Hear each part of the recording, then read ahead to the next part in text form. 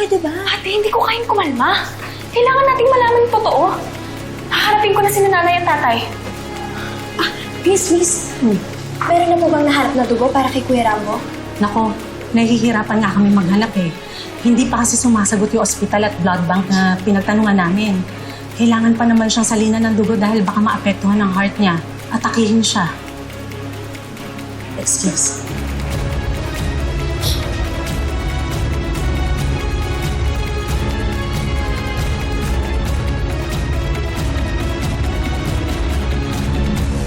Mahal. Pwede ba ako magtapat sa'yo? Sa totoo lang, nakokonsensya na talaga ako. Kasi nagsinungaling tayo sa mga anak natin eh. At itong nangyari kay Rambo, paano kung nawala siya nang hindi man lang niya nalalaman ang totoo? Nang hindi man lang niya nakikilala ang totoo niyang pamilya? Mahal, kung wala siyang alam, mas mabuti. Hindi siya masasaktan.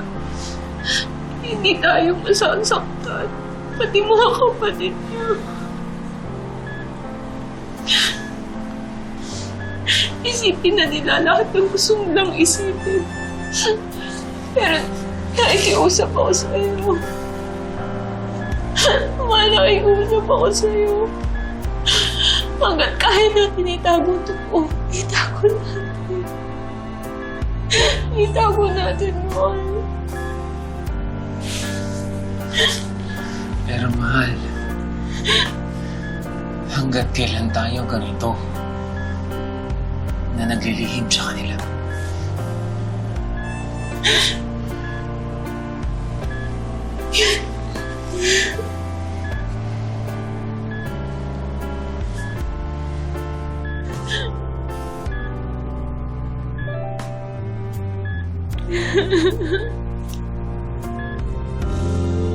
Hindi man kailangan